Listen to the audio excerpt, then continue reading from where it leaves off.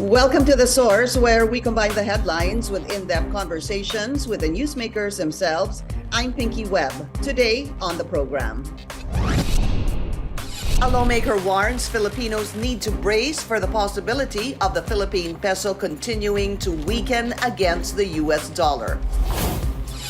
Despite controversies and pogo-related crimes, some lawmakers prefer reforms over a permanent ban in the gaming services. And later, the House of Representatives passes the proposed 2023 budget, but some programs are unfunded. Albay Representative Joey Salceda joins us live.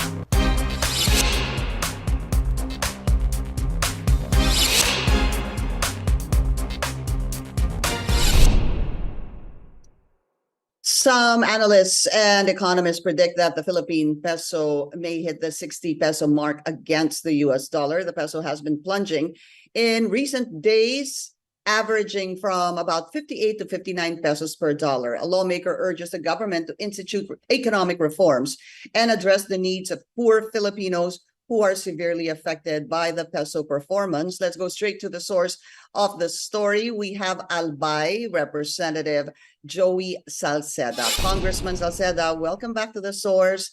Thank you so much for your time.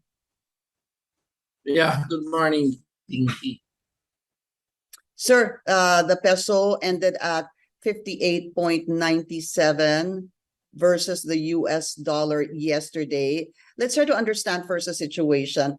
Is the peso falling because of a weak economy or domestic factors, or is it simply because the dollar is just getting stronger? The usual answer it would be both. But what is the driving force right now?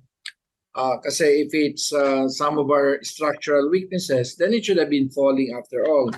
But right now, what's pushing it really is the fact that the US has essentially, during the pandemic, released about 6 trillion in money money supply that they need to bring back kasi nagpalabas sila ng napakalaking pera na wala naman pong output. So ito ay nagpo-produce po ng inflation sa buong mundo, kaya gusto nila mapabalik sa kanila pong target na 2%. So how much will it take them to get inflation back to 2%?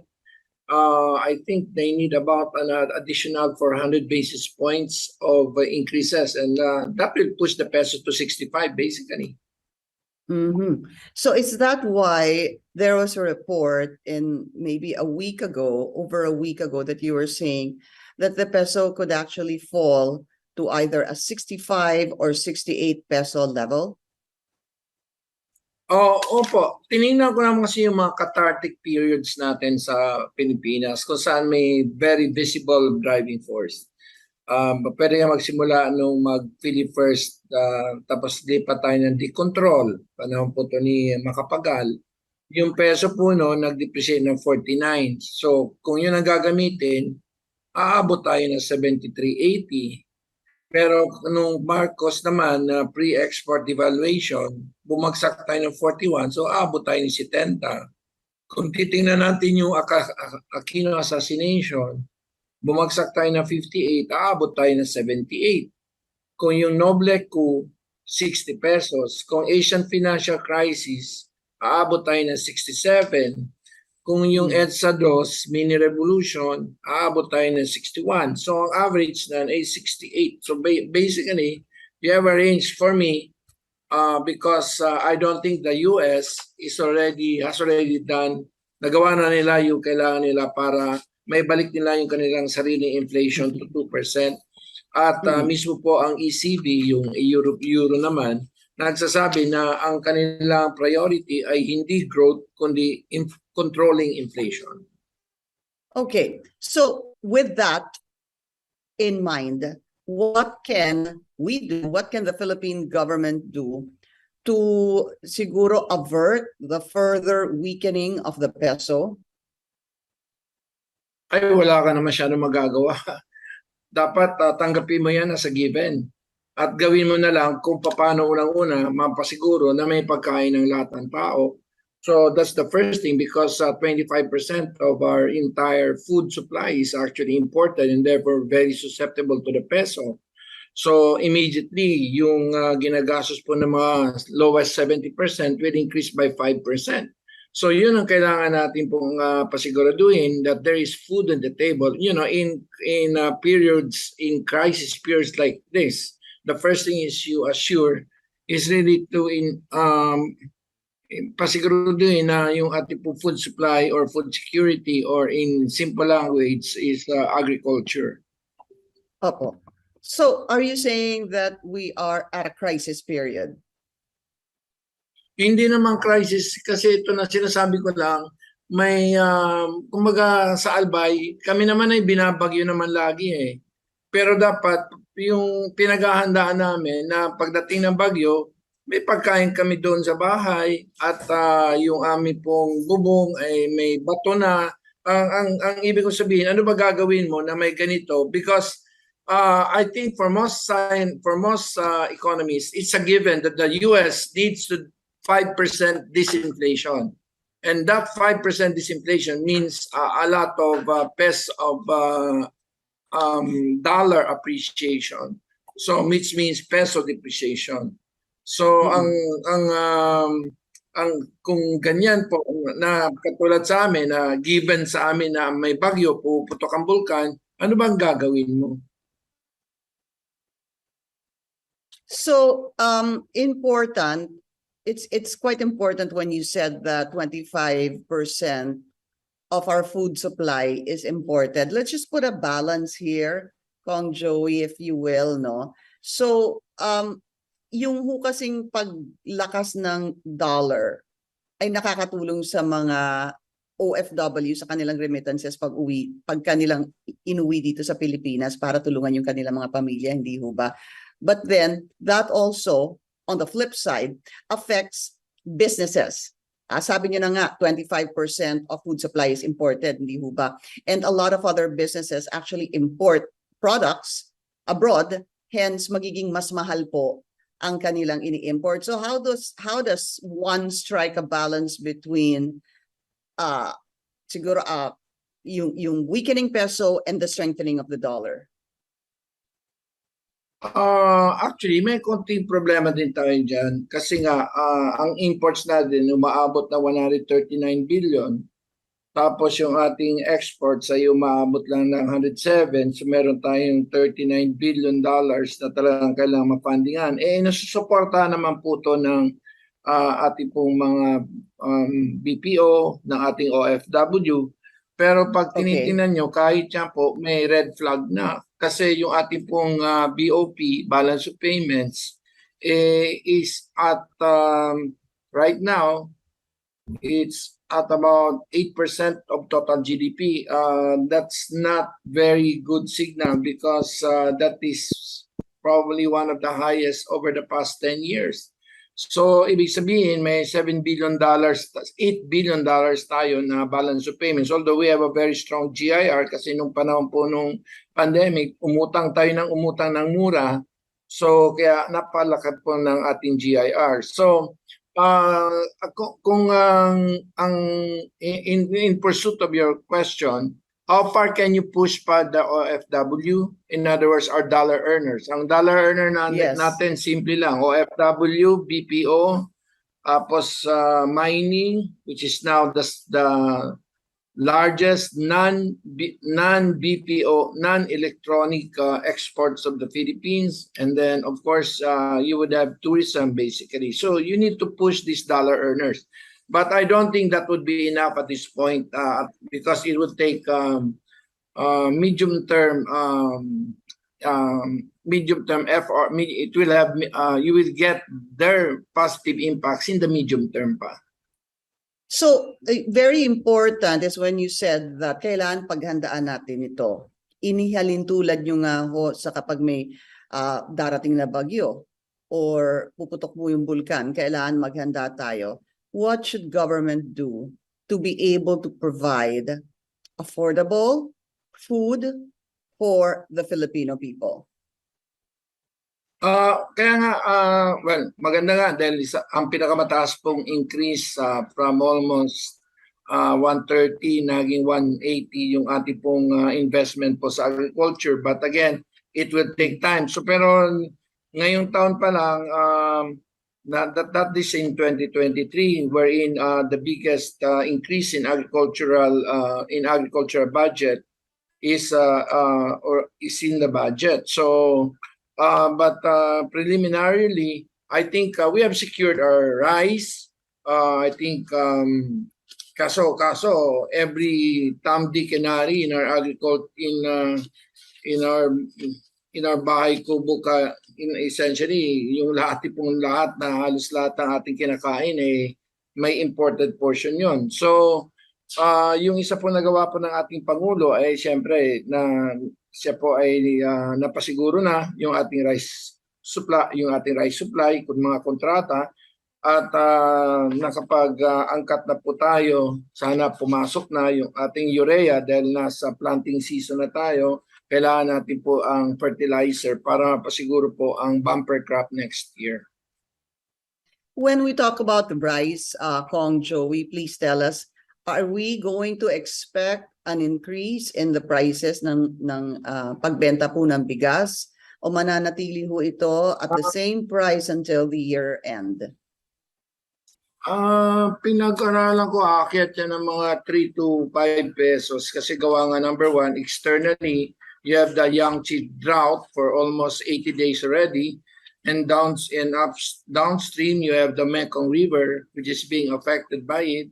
And then, ito pong sinabi na mismo po ng ating DA Senior Undersecretary Panganiban, na 20% ng ating pong source of rice has been affected by carding. So essentially, we would expect an increase in rice prices, and that is virtually half of the food that is in our total food basket in the consumer price index.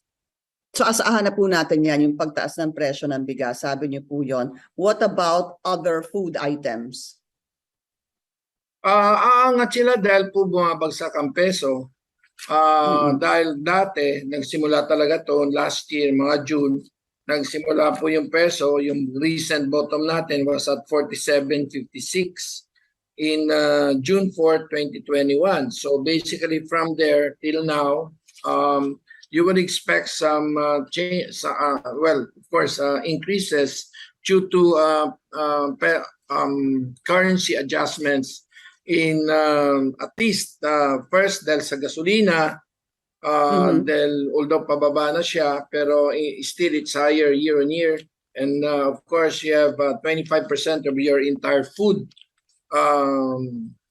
supply. Essentially, they are imported, and therefore they will reflect ang for every based po sa aming po pag-aaral, for every 1% increase for every 1% the pass through between peso depreciation is between 0.1 to 0.3%. In other words, let's say 0.2, so at least kalahati. So kung mag-depreciate yan ng let's say by 30%, 30 times nag-30% na. So you would expect that on those items in our basket that is imported, you would expect at least mga pag-angat po ng 15% dun po sa mga items na yon. Remember na I'm talking about the food basket being susceptible. 24.9% of all food is imported. So ibig sabihin, yung at least that portion of that food basket will reflect the increases in the peso depreciation. And before we go on a break, which items are you talking about? Bigas, basically, corn. Ngayon, mas mataas na yung corn sa labas kaysa sa loob. Trigo. Halos lahat po, yung buong kantang bahay kubo, kahit po yung lahat ng halaman doon ay talagang lahat po ay imported na ngayon. Okay. At smuggled pa. Okay. Congressman Joey, we need to take a very short break. We will be right back.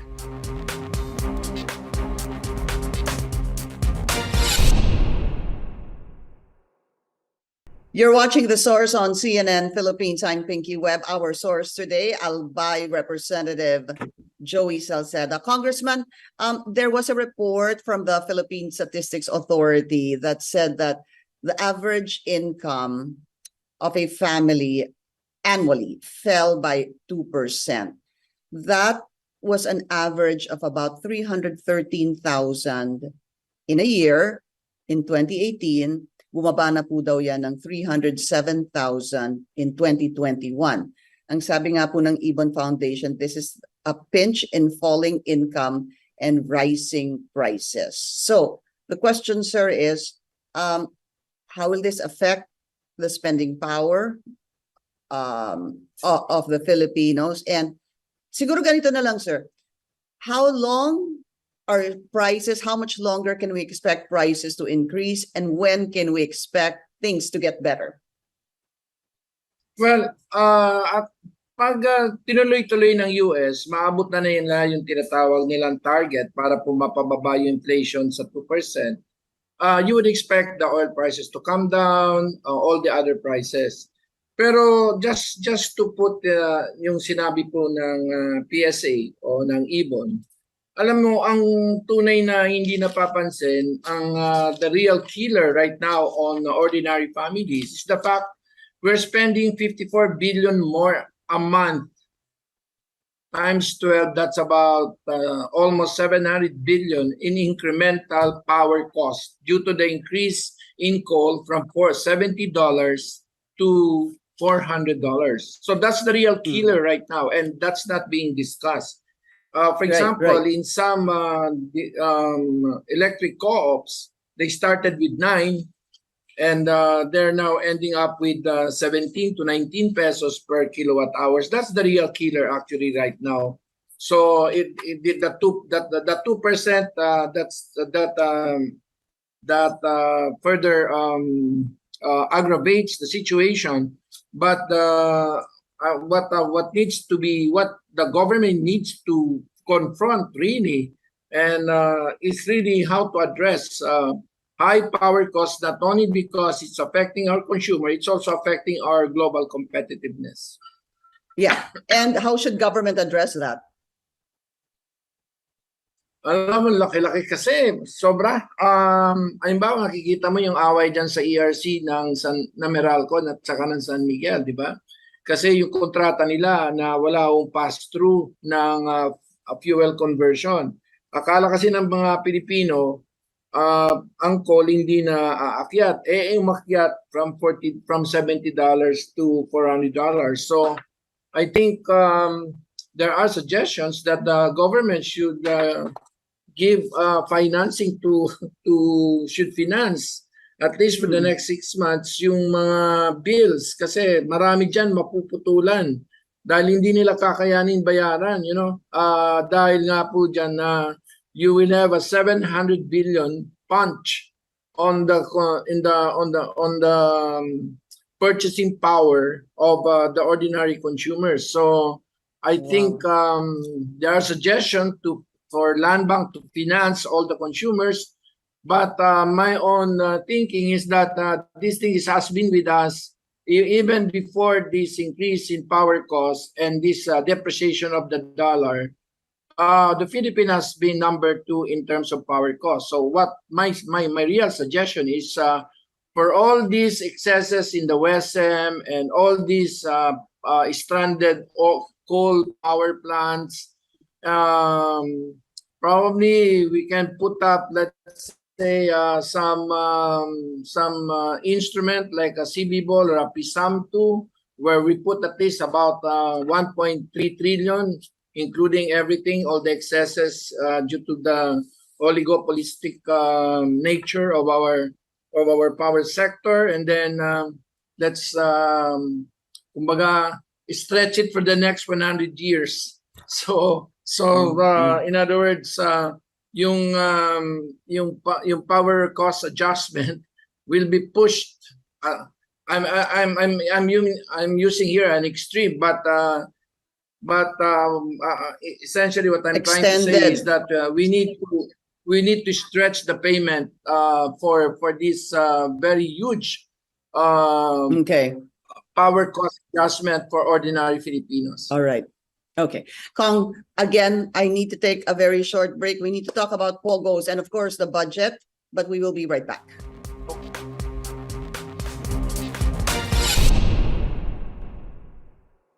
You're watching The Source on CNN Philippines. I'm Pinky Webb. Our source today, Congressman Joey Salceda. Sir, let's talk about POGOs. I know that your stand here, if I'm not mistaken, is to regulate and not to ban POGOs. Just quickly, sir, tell us why. Ano ba yung problema? Ang problema ngayon ay may illegal POGO. Hindi siya POGO kasi they're not sanctioned by PAGCOR. Number two will be illegal aliens. So I think the proper approach there is really for the NBI or the DOJ and the BID to essentially deport sila in an orderly way. And number three are, and which is the biggest one, are really notorious or notorious headhunters or recruiters.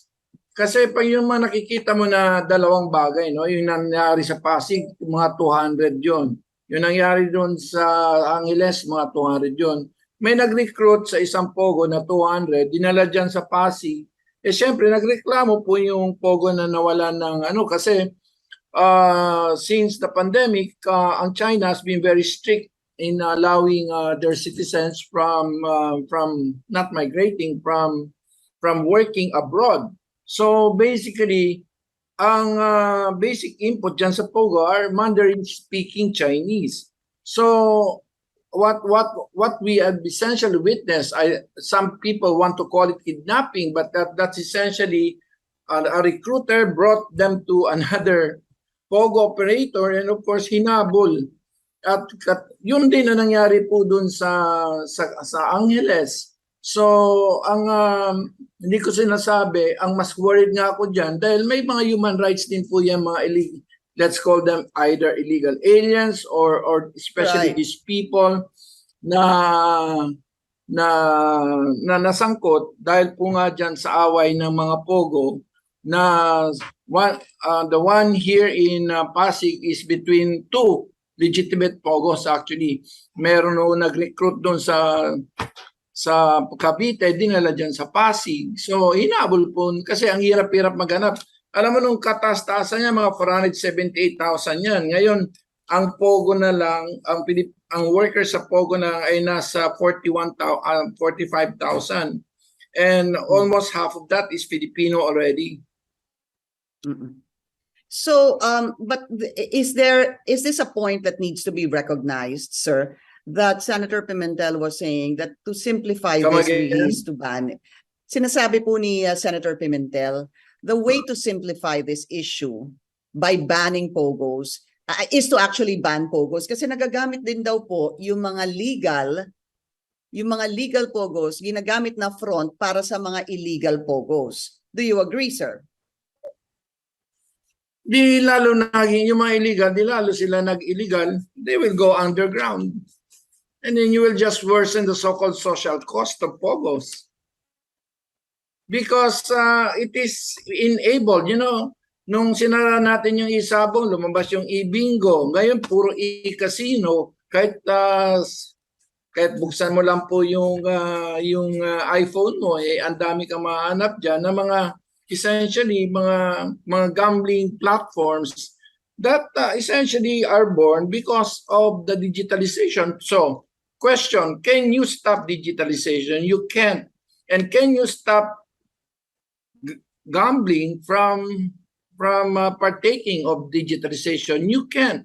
So the best thing there is really, alam mo, meron tayong Republic Act 11590, the only law in the world that essentially regulates POGO. It's a tax law and one of the most brutal tax law actually because it presumes their salary and therefore for every POGO worker, they have to pay 12,500 per month for 12 months. And then they have to pay 5% instead of the usual 2%, and they still have to pay 2%, so they pay 7%. So essentially, even from a regulatory point of view, the best way to address this is by regulation and taxation rather than by simple prohibition. There was also a report that I read, no, Congressman, that the Lichu property consultants was saying, we of course understand when Pogo was big here in the country, that obviously drove also rental fees of houses and condominiums. Lichu property consultants was saying that the Philippine economy could actually lose about 200 billion pesos annually if the local online gaming industry players are shut down. Is this an accurate number? I would think so. It's about 128.5 based on my disaggregation of the annual office rent, annual household rent, electricity payment, fit out cost, commissary meal, total spending by the employees. So in other words, and these are essentially paid for by money. So hindi ko sinasabi na constructive export to, pero actually ang nagpa-funding po nito yung pera na nagsusugal sa Pogo from other countries, because by definition it's overseas online gaming basically. So Right. it is overseas money that is playing in the Philippines. Opo. Quickly, the year Yes, ma'am. 2020, if I'm not mistaken, sir, we, according to Secretary Bendiocno, we generated about 7 billion pesos of revenue from Pogo. The year after that, that was cut in half to about 3 billion. In your estimate, well, I don't know if this would be a fair question because it also depends no ilan po ang Pogo players. Pero how much should we generate? How much money can we generate if Pogos continue in the country with improved and siguro regulated? More than 6 billion, because in January we already earned 541 billion from Pogo because we passed that law and it was signed, the IR was signed in December 21, 2021. So 6 billion. Actually, when this law was being discussed, that's in 2019, and now Pogo is starting to get revived, although the problem there is that there's not enough Mandarin speaking workers. We were supposed to earn 42 billion from Pogo. I mean, under the law that was created, Republic Act 11590, which was actually already confirmed, or how do you call that, by the Supreme Court as being valid, that Republic Act 11519. We are supposed to earn 42 billion from Pogo, but for this year, we will earn more than 6 billion. Even with that 45,000 Pogo level of Pogo workers we have. We started with 1.6 million office space. Now we're down to 1 million and even lower, I think, because ang isang bagay dyan na sinasabi ni Lichu, nung magsimula tong mga Pogo, alam mo ba na Pogo nagsimula sa Pilipinas year 2000 pa sa CESA? At nagbabayad na sila doon ng 7% per year sa CESA pero hindi sa PAGCOR. So nung niregularize natin through PAGCOR supervision, doon lumaki yung Pogo. So sa itong 1 million na natitira ngayon, ito yung mga nagpirma, mga Pogo na nagpirma po sa ating po mga developers na okay, we will bid for you but you have to commit to 5 to 7 years. So if we ban Pogo, that essentially cuts down this entire 1 million square meters of office space. Got it. Na were developed for Pogo. So a ban will immediately have a big impact on the contractual obligations of the Pogo operators. We've run out of time. And we can't talk about the budget anymore. I hope at another time. Congressman Joey Salceda, sir, thank you so much for your time. Maraming salamat, Pinky. Thank you, and thank you for joining us here on The Source. I'm Pinky Webb. You're watching CNN Philippines.